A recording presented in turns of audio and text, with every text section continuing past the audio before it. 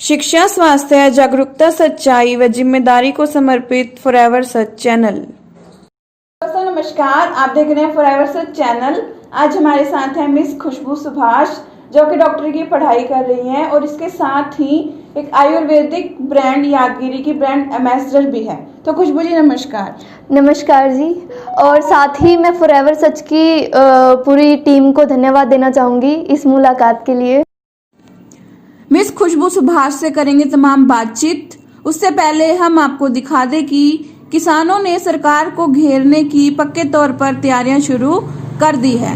जैसा कि आप देख रहे हैं, किसानों का आंदोलन के दौरान यहां रहने की जो तैयारियां हैं वो टेम्परेरी तंबुओं की बजाय परमानेंट टीन के शेडो में परिवर्तित होती जा रही है।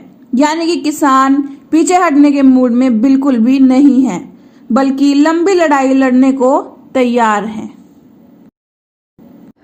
तो दोस्तों आइए इन्हीं से जानते हैं कि हिंदुस्तान में जो ये किसान आंदोलन का प्रकरण चल रहा है, इसके बारे में ये क्या कहना चाहेंगी?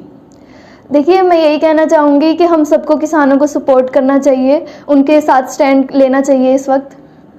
तो आप डॉक्टर भी हैं और इसके साथ एक आयुर्वेदिक ब्रांड की ब्रांड एम्बेसडर भी हैं, तो आप फिर भी किसानों का फेवर कर रही हैं, कारण?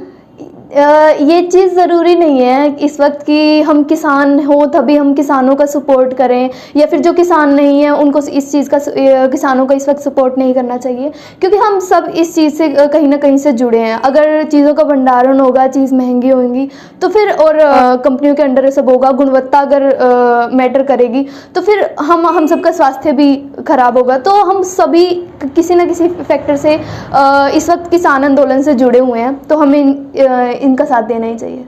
तो कुछ चैनल वाले या सरकार के जो नुमाइंदे हैं वो कहते हैं कि ये किसान नहीं है, कोई और ही है। ऐसा नहीं है, ये सभी अपने किसान भाई ही हैं। और मैं अपने ही उदाहरण देना चाहूँगी अपने ही होम टाउन का। वहाँ से ही मतलब ट्रॉलियों में, और जो ट्रैक्टर जो किसानों के यातायात के साधन होते हैं, वहाँ से पूरी ट्रॉलियाँ बग्गियाँ भर के संगू बॉर्डर गई हैं। तो फिर ये चीज़ तो नहीं कह सकते हैं कि हम किसान नहीं हैं। बाकी अगर चलो एक बार के लिए हम उनकी बात मान भी लें कि ये किसान भाई नहीं है, ये कोई और है जो आंदोलन को मतलब सपोर्ट कर रहे हैं, तो फिर ये चीज़ भी गलत नहीं है, क्योंकि सभी लोग जुड़े तो हुए हैं इस चीज़ से। तो अगर कोई और भी किसी अदर फील्ड का पर्सन भी इनको सपोर्ट करता है, किसानों के साथ खड़ा होता है वहाँ पर, तो ये चीज़ गलत नहीं है। तो कुछ गोदी मीडिया के लोगों का कहना है कि ये किसान अराजकता फैला रहे हैं।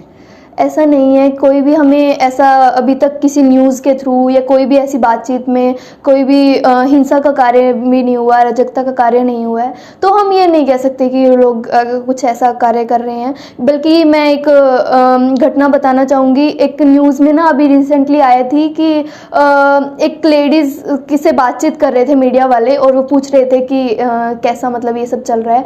तो उन्होंने बोला कि मुझे अच्छा लगता अगर मैं अपना जो ये व्यापार है वो रेडी वगैरह लगा रही थी वो, तो वो कहती है कि मुझे अच्छा लगता अगर मैं ये जो अपना व्यापार है वो मैं अपने पंजाब साइड या यहाँ रीजन में करती।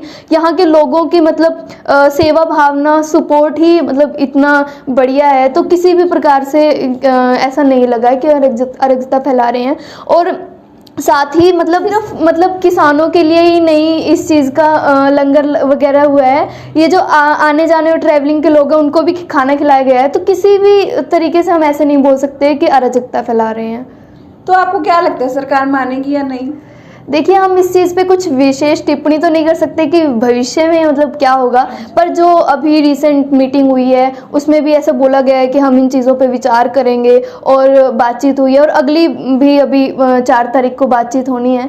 तो फिर हमें यही लग रहा है कि जब पूरा देश किसानों को सपोर्ट कर रहा है, सब उनके साथ हैं, सबको लग रहा है कि कहीं ना कहीं ये एक्ट गलत है, फॉर्म एक्ट गलत है, तो फिर इसका गवर्नमेंट को हमारी बात माननी चाहिए। और हमें भी देखिए लग रहा है कि अगर चीज़ों का भंडारण होगा, अगर अभी चीज़ें स्टोर करी जाएंगी तो किसान नहीं कर सकता है।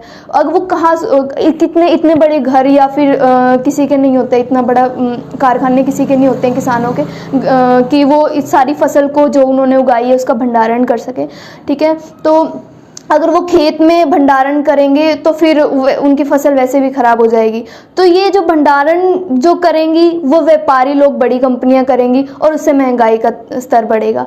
तो ये भी चीज़ गलत है। और अगर हम बोलते हैं कि कहीं भी जाके आप अपनी फसल बेच सकेंगे, तो फिर एक स्टेट अगर ज़्यादा फसल के आपको पैसे दे रहा है, रकम दे रहा है, और दूसरा स्टेट कम दे रहा है, तो वहाँ से लोग आकर एक ही स्टेट में सारी अपनी फसल देंगे। उससे एक स्टेट की लगातार डाउन जाएगी, जो मतलब जो भी किसानों के लिए वो रकम दे रहे हैं, जो भी पैसा लगा रहे हैं, वो लगातार कम होता रहेगा। तो ये चीज़ भी बिल्कुल सही नहीं लग रही है कि आप कहाँ भी जाके बेच सकते हैं। तो ये चीज़ का कुछ अच्छे रिजल्ट्स प्रैक्टिकली में मिल पाएंगे।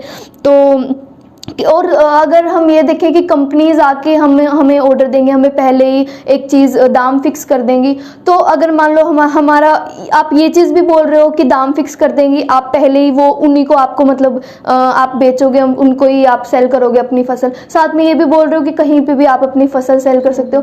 तो मतलब किसी भी तरीके से ना जो ये ना तो ये समझ आ रहा है किसी को भी कि कैसे सुधार कर सकते हैं किसानों के जीवन में, और ना ही किसी भी प्रकार से सही लग रहा है। तो सरकार को किसानों के मानना ही चाहिए और इस वक्त ये एक्ट को वापस ले लेना चाहिए। शुक्रिया, धन्यवाद जी। तो दोस्तों, ये थी मिस खुशबू सुभाष जी, जिन्होंने हमें हिंदुस्तान में चल रहे किसान आंदोलन के प्रकरण के बारे में बताया। तो दोस्तों, ऐसे ही अपडेट्स की वीडियो देखने के लिए हमारे फॉरएवर सच चैनल को सब्सक्राइब कर लें, और अगर आप इस वीडियो को फेसबुक पेज पर देख रहे हैं तो उसे भी फॉलो कर लें। Thank you.